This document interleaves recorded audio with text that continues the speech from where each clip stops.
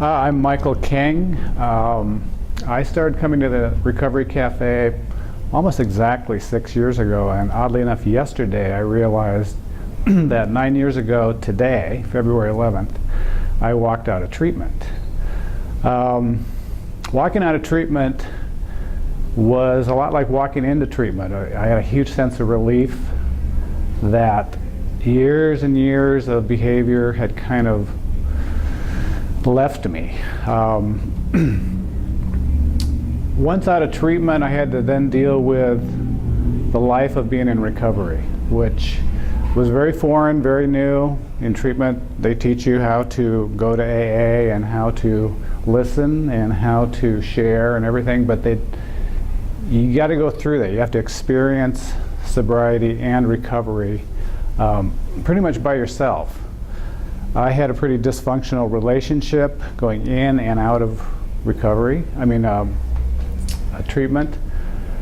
And what I found when I first got out of treatment was that nothing really worked the same as it had before, which was something that hadn't really occurred to me. It was like having my first child. I didn't realize having my first child was going to be so different. Probably about 6 months into my recovery, I started thinking about how important choice was. I started the Recovery Cafe about 6 years ago. I was a barista for quite a while. Then I started doing a recovery circle on personal communication, which then, as the transformation program within the Recovery Cafe began, that evolved into an inner communication class that I have facilitated for, I think, 4 or 5 years now. The basis of my class in the transformation program of the Recovery Cafe is the power of choice. And when I had about 6 months sobriety,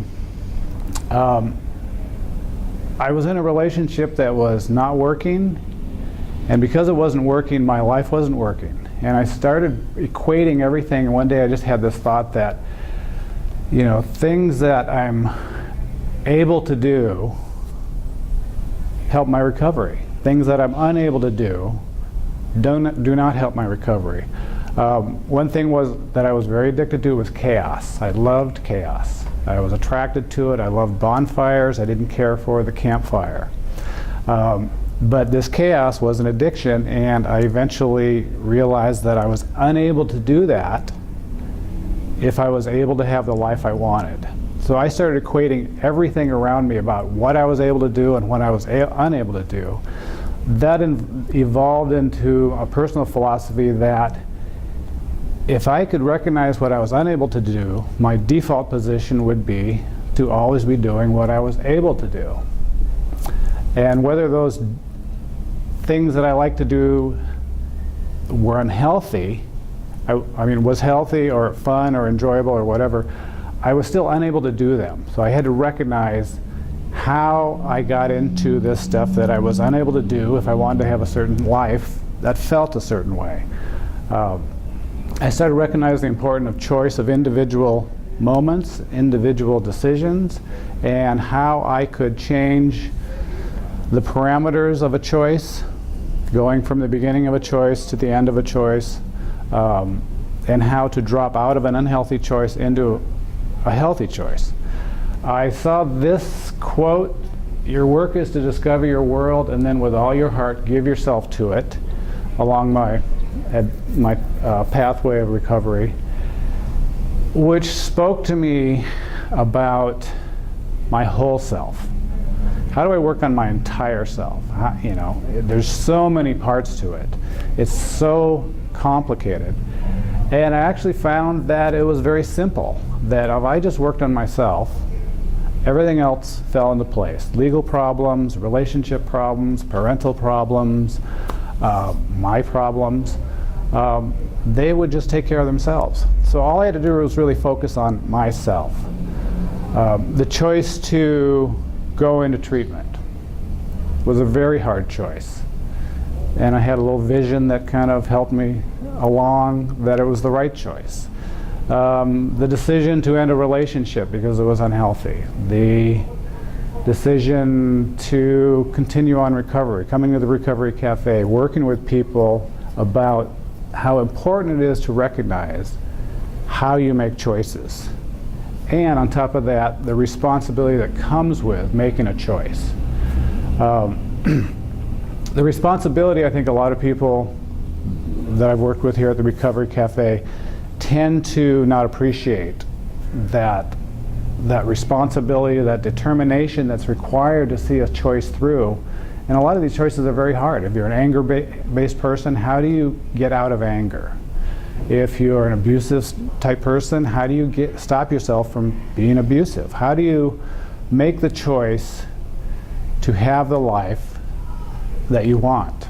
Because we are the product of our choices. You know, it's like you are what you eat. Well, you are what you choose to be. You know, our life is what we choose it to be. We each have the ability to consciously and proactively choose how our life is going to feel to us. And by eliminating the things that we don't want to do, the default position is that we will be living the life we want. Transformation program. Transformation itself is used to describe a lot of situations, but the basic elements of transformation is intent, attention, repetition, and guidance.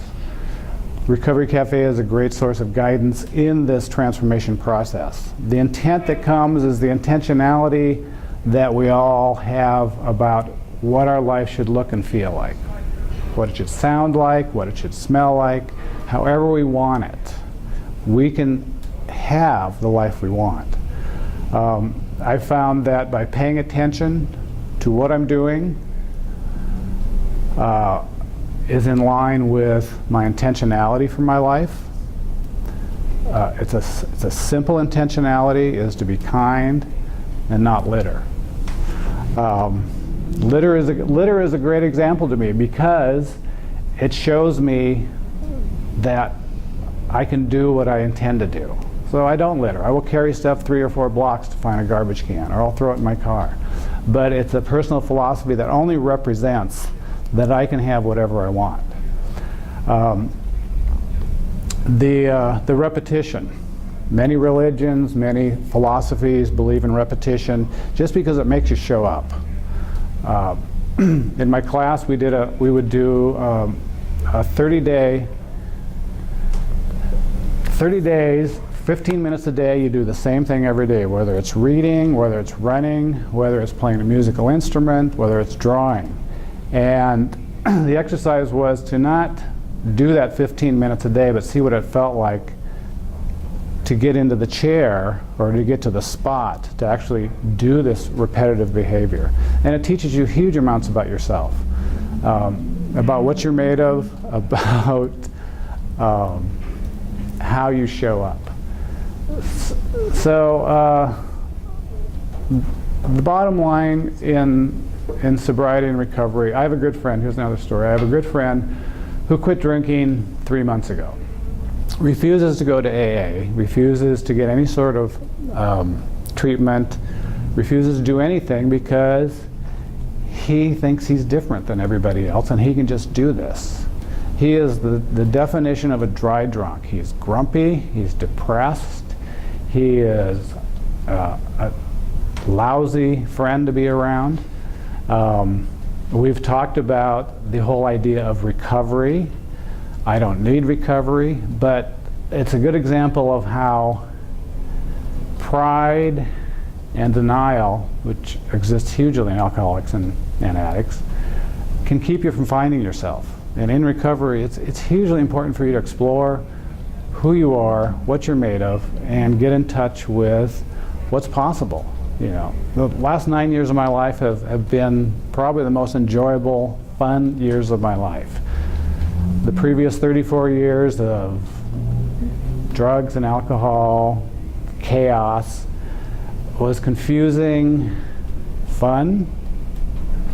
It's a relative term, but the last 9 years have definitely been the most enjoyable of my life. And for my kids, it's been probably the most enjoyable time of their lives too. So Recovery Cafe offers huge resources to all types of people looking for recovery over drugs and alcohol, grief, depression, hoarding, you name it. They come here and we work with them. So welcome.